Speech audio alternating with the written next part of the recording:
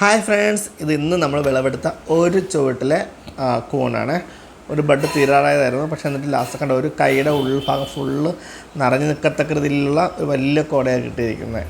നമുക്കിത് എങ്ങനെയാണ് ചെയ്യുന്നത് നോക്കാം. നമുക്ക് ഇന്ന് അച്ചാറാണ് ചെയ്യുന്നത്, മഷ്റൂം പിക്കിൾ ചെയ്യുന്നത്. അപ്പോൾ അതിൻ്റെ ചുവട് ഭാഗമുണ്ട്, ഇതുണ്ടോ, ഇത് വൈക്കോലിനോട് ചേർന്ന് നിൽക്കുന്ന ഭാഗമാണ്.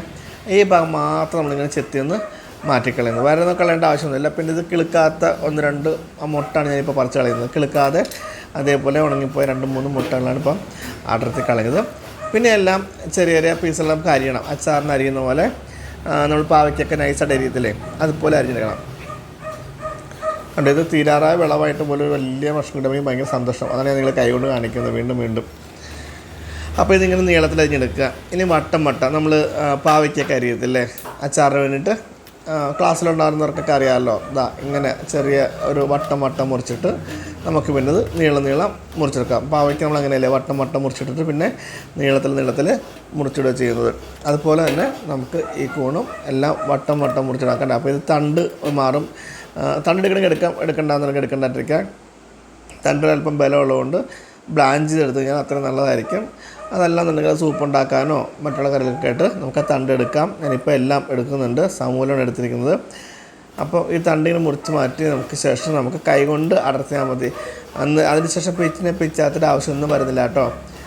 ഈ തണ്ട് ഇങ്ങനെ മുറിച്ച ശേഷം നമുക്ക് കൈ കൊണ്ട് തന്നെ ഇങ്ങനെ കീറി മുന്നത്തെ വീട്ടിലൊക്കെ ഇങ്ങനെ അരിഞ്ഞ ശേഷമാണ് കാണിച്ചുകൊണ്ടിരുന്നത്. അപ്പോൾ എല്ലാവരും പറഞ്ഞു കൂൺ കണ്ടിട്ടുള്ളവർ മാത്രമേ ഉള്ളൂ, അതെങ്ങനെയാണ് എടുക്കുന്നത്, അതിൻ്റെ തൊലി കളയണോ മുറിച്ച് കളയണോ, എത്ര ഭാഗം കളയണം എന്നൊക്കെ ചോദിച്ചപ്പോൾ ആ സംശയം തീരാൻ വേണ്ടിയിട്ടാണെന്ന് ആ ഒരു വിളവെടുത്ത മഷ്റൂമിൻ്റെ മുതൽ അതിൻ്റെ ചുവട്ടിലെ കളയേണ്ട ഭാഗമൊക്കെ കാണിച്ചു തരുന്നത് കേട്ടോ.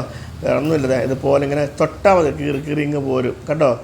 ഇങ്ങനെ കീറി എടുത്തു കഴിഞ്ഞാൽ നമ്മളുടെ ഫുള്ള് മഷ്റൂം നമുക്ക് പെട്ടെന്ന് തന്നെ നമുക്ക് കീറി എടുക്കാൻ പറ്റും. കണ്ടോ, എല്ലാം കൈകൊണ്ട് കീറി എടുത്ത് വെച്ചു. പിന്നെ നമുക്ക് ബാക്കിയുള്ള കാര്യത്തിലേക്ക് കിടക്കാം. ഇതിനു വേണ്ടി നമുക്ക് വെളുത്തുള്ളി ആവശ്യമുണ്ട്. ഇത്രയും വെളുത്തുള്ളി എടുത്തിട്ടുണ്ട്, ഒരു വലിയ കുടം വെളുത്തുള്ളി എടുത്തിട്ടുണ്ട്. ഇത്രയും ഇഞ്ചി എടുത്തിട്ടുണ്ട്. അപ്പോൾ ഇഞ്ചി വെളുത്തുള്ളി നമുക്ക് ചെറുതായിട്ട് അരിഞ്ഞ് വെച്ചിട്ടുണ്ട്. ഇനി കാര്യം അതിൻ്റെ ഒന്നും വീഡിയോ എടുത്ത് കാണിക്കേണ്ട ആവശ്യമില്ലല്ലോ, വെറുതെ സമയം കളയുന്നില്ല. പാൻ ചൂടാക്കി നമുക്ക് ഏത് എണ്ണയോ ഉപയോഗിക്കാം, നല്ലെണ്ണയോ വെളിച്ചെണ്ണയോ സൺഫ്ലവർ ഓയിലോ ഏത് എണ്ണയിൽ ഉപയോഗിച്ചാലും ഒരു കുഴപ്പമില്ല. പ്രത്യേകിച്ച് കൊടുക്കാനുള്ള അച്ചാറാണെന്നുണ്ടെങ്കിൽ നല്ലെണ്ണയിൽ തന്നെ ഉപയോഗിക്കാൻ ശ്രദ്ധിക്കുക. ഇതിപ്പോൾ വീടുകളിലേക്ക് കൊടുക്കാനുള്ള അച്ചാറായതുകൊണ്ട് ഞാൻ അങ്ങനെ ചെയ്യുന്നില്ല, നല്ലെണ്ണയിൽ ചെയ്യുന്നില്ല. വെളിച്ചെണ്ണയിലോ സൺഫ്ലവർ ഓയിലോ നമുക്ക് ചെയ്യാവുന്നതാണ്.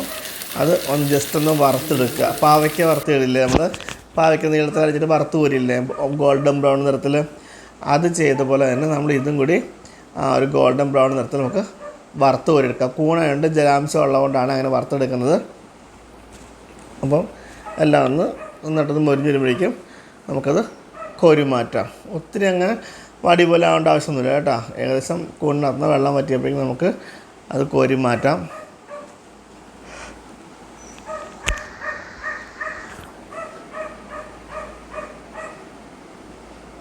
കണ്ടോ, പത അങ്ങനെ നിന്നു, ഒരു മൊരിഞ്ഞ നിറവും വന്നു. ആ പരുവത്തിലാണ് നമുക്ക് എടുക്കാനായിട്ട്. എല്ലാവരും സൈഡിലേക്ക് കോരി വയ്ക്കണമെന്നുണ്ടെങ്കിൽ കുറച്ച് നേരം എണ്ണ പോയിട്ട് നമുക്ക് ഇതിലേക്ക് എടുക്കാവുന്നതാണ്. അതല്ല ഇതിനാണെന്നുണ്ടെങ്കിൽ നേരിട്ട് എടുക്കാണ്ടിരിക്കാൻ പറ്റത്തില്ലല്ലോ.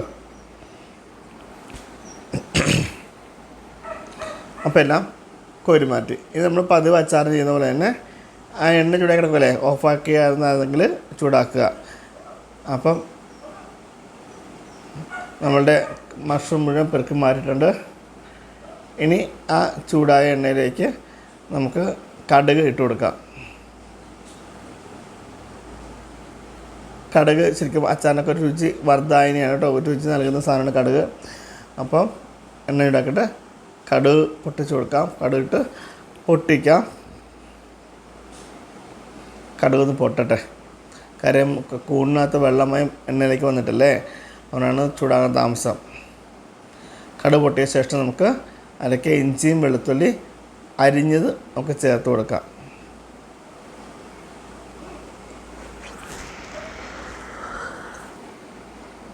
ഇഞ്ചിയും വെളുത്തുള്ളിയും ഏകദേശ പരുവത്തിൽ മൂത്ത് കിട്ടിയിട്ടുണ്ട്. നമുക്ക് ഇന്നത്തേക്കിനി പൊടികൾ ചേർത്ത് കൊടുക്കണം. സാധാരണ അച്ചാറൊക്കെ ചെയ്യുന്ന പൊടികൾ തന്നെയാണ് ഞാനിവിടെ എടുത്തിരിക്കുന്നത് മുളക് പൊടിയും ഉപ്പൊടിയും ഉലുവാപ്പൊടിയും കായപ്പൊടിയൊക്കെ തന്നെയാണ് എടുത്തിരിക്കുന്നത്.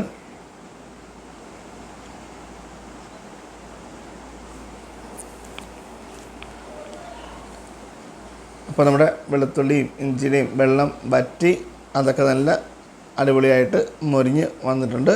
നമുക്കതിലേക്ക് കാശ്മീരി മുളക് പൊടി നമുക്ക് ചേർത്ത് കൊടുക്കാം. കാശ്മീരി മുളക് പൊടി ചേർക്കുമ്പം ഒന്നുകിൽ തീ ഓഫ് ചെയ്യുക, അല്ലെങ്കിൽ ഫ്ലെയിം കുറച്ച് വയ്ക്കുക. ഇനി അതിലേക്ക് കായംപൊടി ചേർത്ത് കൊടുത്തു. ഉലുവാപ്പൊടി ഒരു നുള്ളു മതി കേട്ടോ, ജസ്റ്റ് ഒരു നുള്ളു ഉലുവാപ്പൊടി, കണ്ടോ, അത്രയേ ഉള്ളൂ.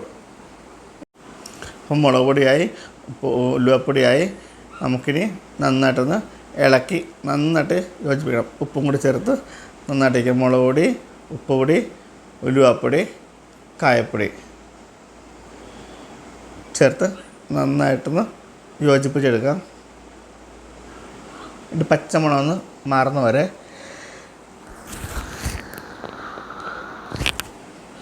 അല്ലെങ്കിൽ നമുക്കൊരല്പം വിനാഗിരി ചേർത്ത് കൊടുക്കാം. നമ്മുടെ പുളിക്ക് ആവശ്യാനുസരണം വിനാഗിരി ചേർത്ത് കൊടുക്കാവുന്നതാണ്.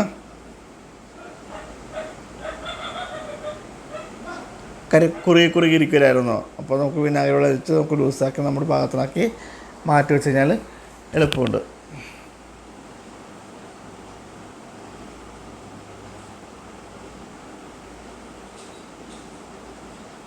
നമുക്കിതിലേക്ക് കൂണ് ചേർത്ത് കൊടുക്കാം. വറുത്ത് കോരിയ കൂണ് നമുക്ക് ചേർത്ത് കൊടുക്കാം.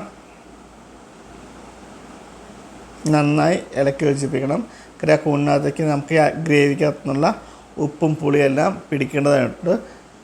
അപ്പോൾ ഗ്രേവി ലൂസ് കുറവാണെങ്കിൽ ഒരു അല്പം കൂടി വെള്ളം ചേർത്ത് നമുക്ക് ആ ഗ്രേവി ഒന്ന് ലൂസാക്കി കൊടുക്കാം. കണ്ടോ, അത്യാവശ്യം ഒരു തിക്ക് ഗ്രേവി ആയിട്ടുള്ള ഒരു മഷ്റൂം പിക്കിള്. ഒരല്പം പഞ്ചസാര നമ്മുടെ രുചി ഒന്ന് അഡ്ജസ്റ്റ് ചെയ്യാൻ വേണ്ടിയിട്ട്, ഉപ്പിൻ്റെയും അല്ലെങ്കിൽ മുളകിൻ്റെയൊക്കെ കുത്തലൊന്ന് മാറാൻ വേണ്ടി അല്പം പഞ്ചസാര കൂടി ചേർത്ത് ഇളക്കി യോജിപ്പിച്ചെടുത്ത് കഴിഞ്ഞാൽ നമ്മുടെ മഷ്റൂം പിക്കിൾ ഇവിടെ റെഡി ആയിട്ടുണ്ട്.